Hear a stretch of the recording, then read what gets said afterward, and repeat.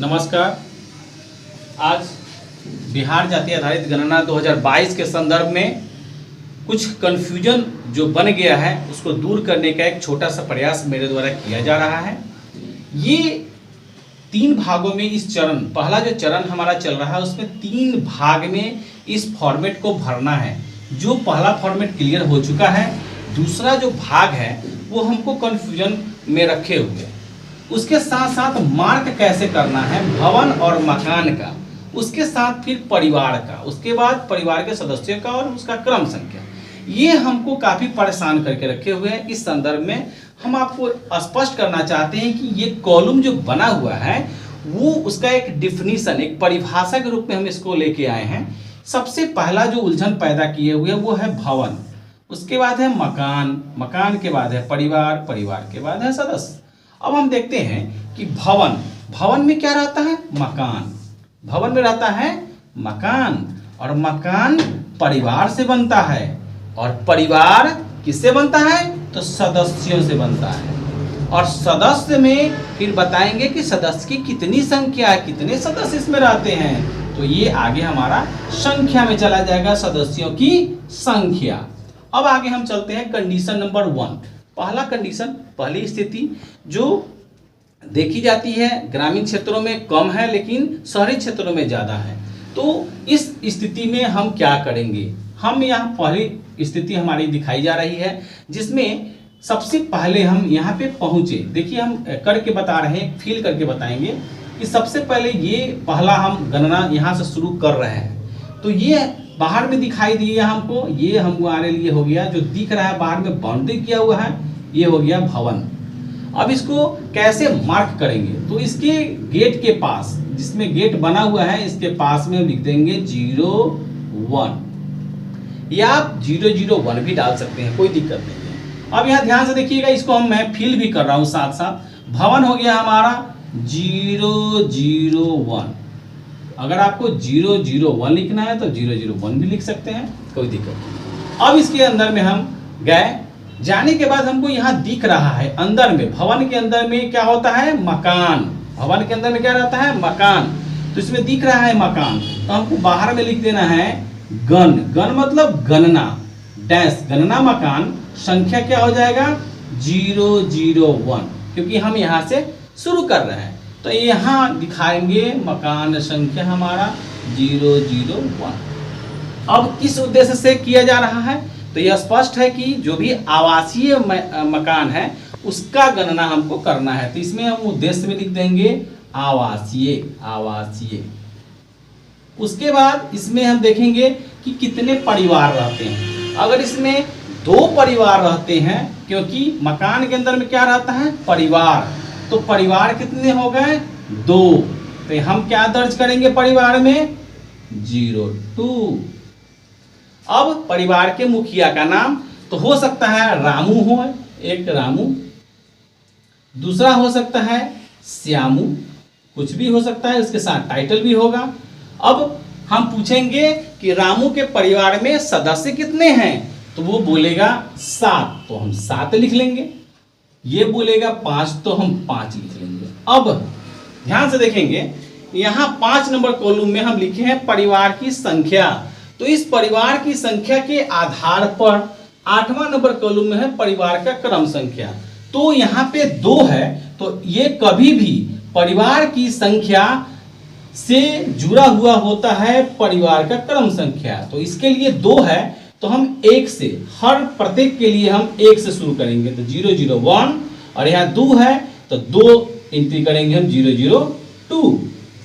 ये हमारा पहला का काम हो गया। फिर इसी तरह दूसरा में जाएंगे तो ये हमारा हो जाएगा गणना मकान संख्या गण डैश 002। अब यहाँ पे हम दिखाएंगे, यहाँ गणना मकान संख्या मेरा 1 हो चुका है। अब गणना मकान संख्या हमारा हो जाएगा 002।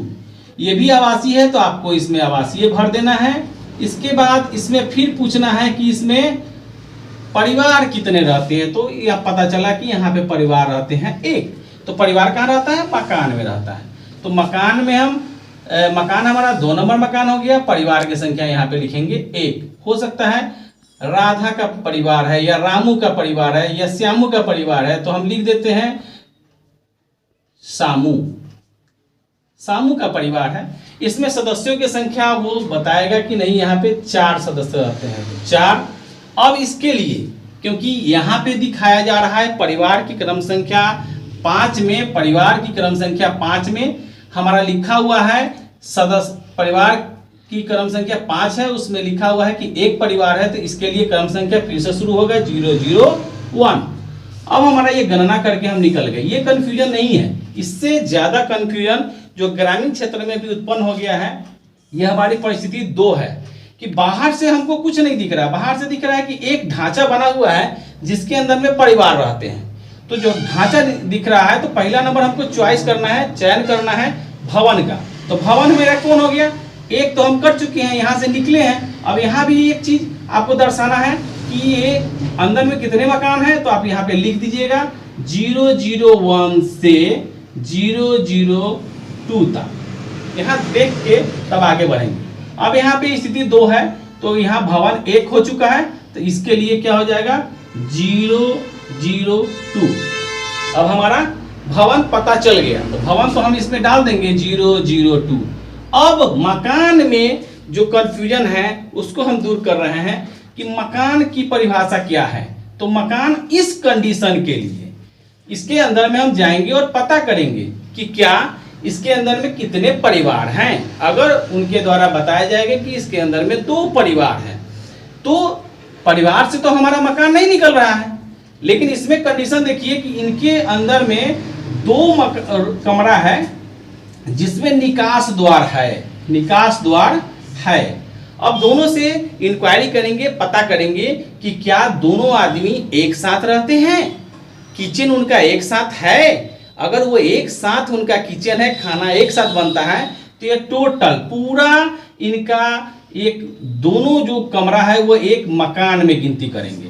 लेकिन अगर ऐसी स्थिति नहीं उत्पन्न होती है, वे बोलते हैं कि नहीं मेरा किचन अलग अलग है और हम अलग अलग रहते हैं, तो इस स्थिति में क्योंकि दोनों का निकास द्वार है, निकास द्वार होना चाहिए, तो उस स्थिति में ये जो इसका परिवार है ये मकान में गिनती माना जाएगा। तो ये अंदर में गए, तो इसके लिए हमें यहाँ पे 2 गण 2 लिख चुके हैं, मतलब गणना मकान संख्या 2 हो चुका है।